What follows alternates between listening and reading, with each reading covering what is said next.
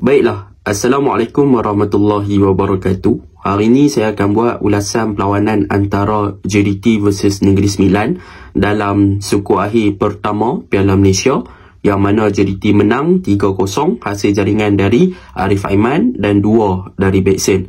Dan untuk ulasan kali ini saya tak akan menunjukkan muka, dan ini adalah kali kedua saya akan cuba untuk menggunakan tactical board ni bagi menerangkan apa yang dilakukan oleh JDT dalam padang.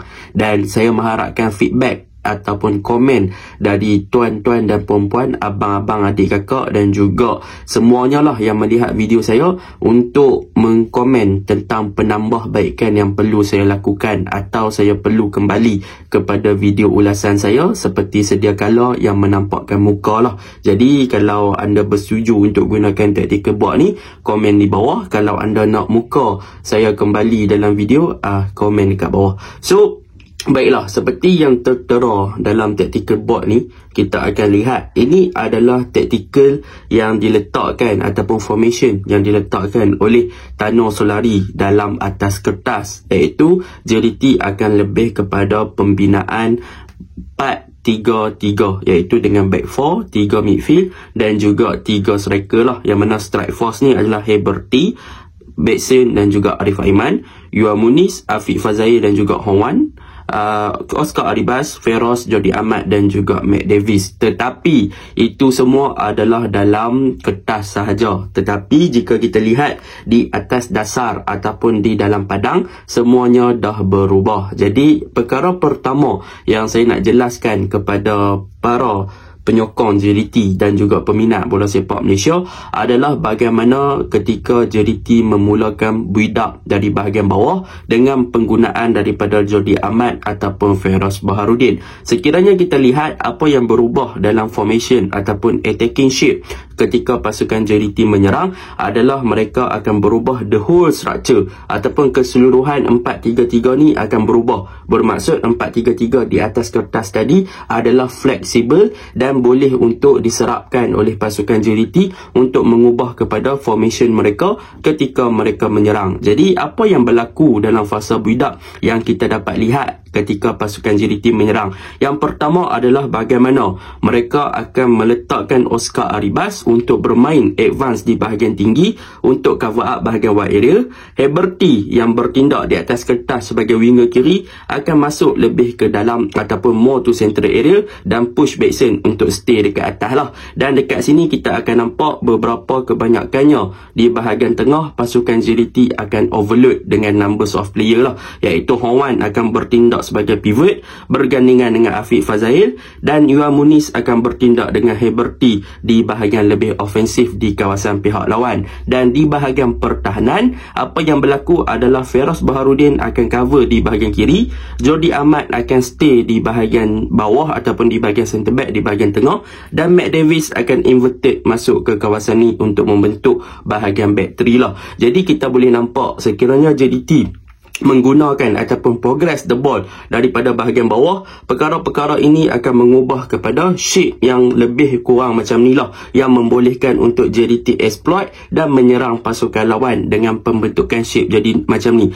Jadi apabila pembentukan ataupun perubahan taktikal JDT menggunakan taktikal sebegini, apa yang dilakukan oleh JDT adalah mereka akan memulakan build up dengan penggunaan daripada Jordi Amat, yang mana Jordi Amat akan sentiasa mendapat support daripada Hong Wan untuk menjadi connector antara defense department untuk bawa bola jadi lebih tinggi untuk menjumpai pemain-pemain yang ada di bahagian tengah, sama ada Heberty ataupun Yuan Muniz yang akan sentiasa drop lebih deeper untuk mengambil ataupun membantu Hong Wan dalam ball progression. Jadi benda ni lah yang boleh untuk kita belajar daripada JDT, bagaimana mereka memaksimiskan mereka punya corak serangan dengan pembinaan daripada bahagian bawah. Namun begitu, mereka tidak terlalu statik ataupun tidak terlalu strict dengan mereka punya tactical macam ni. Sebab apa? Sebab mereka ada juga beberapa perubahan yang kita boleh nampak dalam tactical macam ni. Apa perubahan yang kita boleh nampak adalah ada kalanya JDT bermain dengan formation yang mana Feroz Baharudin yang cover up bahagian kiri akan terus buat overlap untuk naik ke atas, dan Oscar Aribas yang bertindak sebagai winger kiri tadi akan drop lebih deeper sikit untuk membenarkan Feroz Feros Baharudin untuk buat overlap di kawasan bahagian kiri. Itu adalah salah satu corak serangan, tetapi ia masih lagi tidak menjejaskan kepada corak serangan pasukan JDT. Ada lagi satu corak serangan yang diguna pakai oleh pasukan JDT mengubah the whole structure, iaitu apabila JDT menggunakan mereka punya dua center back, iaitu Jordi Amat dan juga Feros Baharudin. Mereka akan membentuk dua defend di bawah, dan dalam pada masa yang sama mereka cuba untuk membebaskan Oscar Arribas dan juga Matthew Davis untuk naik lebih tinggi bagi memberi bantuan kepada bahagian winger, sama ada Arif Aiman ataupun sama ada kepada Heberty ataupun Yuan Muniz. Jadi apa yang kita boleh nampak di sini, apabila JDT mengubah kepada mereka punya shape dengan penggunaan daripada dua center back,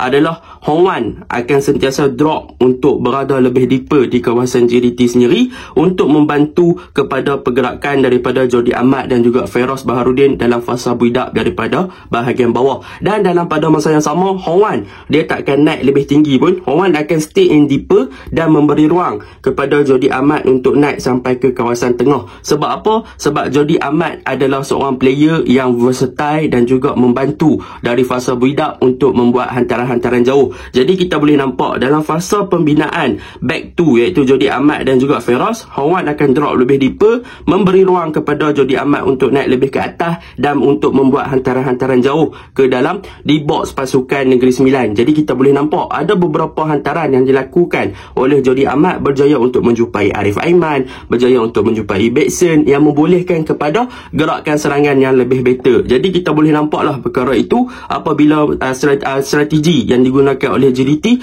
berubah apabila Hong Wan drop lebih deeper tanpa untuk fokus kepada bahagian tengah dan membiarkan Jordi Amat untuk naik lebih tinggi untuk bergerak sebagai playmaker ataupun deep lying daripada seorang center back lah. So benda tu positif, dan sekiranya JDT bermain dengan formation sebegini, apa yang kita dapat lihat adalah tentang perubahan yang dilakukan di bahagian kanan, iaitu mereka dah membebaskan fullback mereka, iaitu Oscar naik lebih tinggi untuk cover up bahagian wide area, dan Matt Davis akan naik untuk lebih tinggi juga untuk memberi support kepada Arif Aiman. Cumanya dalam fasa sebegini, apa yang menariknya adalah bagaimana apabila mereka membebaskan Matt Davis untuk berada advance lebih tinggi dan bertindak lebih ofensif, adalah Arif Aiman dia akan inverted ataupun masuk untuk overload di bahagian tengah untuk memberi backup kepada Heberty yang sentiasa berada di sini dan juga Bekson yang sentiasa berada di sini untuk membentuk combination play bersama dengan mereka. Jadi kita boleh nampak lah, itu sebab kita boleh nampak ada kalanya Arif Aiman masuk ke bahagian tengah adalah untuk menjadi striker tambahan kepada bahagian hadapan, disebabkan mereka dah push Matt Davis untuk naik di kawasan sini. Dan kalau dalam fasa back 3 pada awal tadi itu, waktu Matt Davis berada di bahagian bawah, Owan akan ada dekat sini, mereka berlakunya Matt Davis akan naik juga, cumanya Matt Davis akan more to half space ataupun di kawasan tengah ni saja untuk membentuk combination play. Tetapi sewaktu membentuk back 2 tadi, mereka akan push untuk Matt Davis cover up tempat Arif Aiman, dan Arif Aiman masuk lebih kepada central untuk backup kepada Bekson. Jadi perkara inilah yang membolehkan JDT untuk merencanakan dan juga menggerakkan serangan yang lebih baik untuk mereka melakukan penetration ke arah pihak lawan. Dan yang paling penting, fokus point JDT adalah mereka overload di bahagian tengah dan mereka ada kualiti player yang sangat bagus di bahagian tengah. Apa kualiti yang ada di bahagian tengah oleh JDT adalah dalam pembentukan mereka. Kita buat balik macam shape tadi,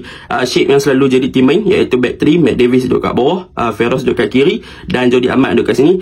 Shape dekat sini adalah bagaimana mereka meletakkan Hong Wan sebagai single pivot dan mereka meletakkan Afiq Fazail di sini dan Yuan Muniz di sini serta Heberty di sini, Arif Aiman di sini. Jadi apa yang berlaku di bahagian tengah, apa yang kita boleh belajar daripada pasukan JDT adalah bagaimana mereka sentiasa mengekalkan triangle shape di antara bahagian tengah mereka. Jadi kita boleh nampak ada kalanya Hong Wan akan bertindak untuk drop lebih deeper di kawasan ni dan Yuan Muniz akan bersama dengan Hong Wan di kawasan ni, yang membolehkan untuk Afiq Fazail cover up the whole area di kawasan pihak lawan untuk memberi bantuan kepada Heberty ataupun untuk memberi bantuan kepada Arif Aiman ataupun kepada Oscar Arribas. Dan dalam pada masa yang sama, Afiq Fazail dan juga Yuan Muniz juga akan bertukar formasi ataupun bertukar position, yang mana Afiq Fazail Fazai akan membentuk dua pivot di sini dan membiarkan Yuan Muniz untuk lebih cover up free di bahagian hadapan untuk advance, untuk membantu strike force pasukan JDT lah untuk membentuk link up antara satu sama lain. Cumanya dalam fasa ni, apa yang kita boleh lihat daripada ketiga-tiga player ni, apa yang dimainkan oleh Hong Wan adalah lebih kepada connector dan lebih kepada untuk hold up game dan juga membantu ball progression. Afiq Fazail adalah lebih kepada untuk work rate dan juga untuk bertahan, dan Yuan Muniz dia adalah lebih kepada playmaker yang sangat bagus. Yang mana kalau kita lihat untuk game ni, Yuan Muniz banyak drop lebih deeper dengan buat hantaran-hantaran yang mana true ball dia banyak untuk mencari Oscar Arribas, untuk mencari Arif Aiman, untuk set up kepada pergerakan di hadapan. Jadi benda ni yang membantu kepada free flowing football yang dimainkan oleh JDT untuk sentiasa bergerak dan ada orang yang menerima bola sewaktu mereka melakukan build up. Dan dalam pada masa yang sama juga, Heberty dia lebih diberikan peranan lebih kepada free roll ataupun lebih kepada untuk link up di bahagian tengah. Jadi kita boleh nampak yang banyak pergerakan daripada Heberty adalah yang mana daripada pergerakan di bahagian tengah adalah mereka akan mencari Heberty untuk menjadi connector, dan Heberty akan buka ruang kepada Arif yang buat larian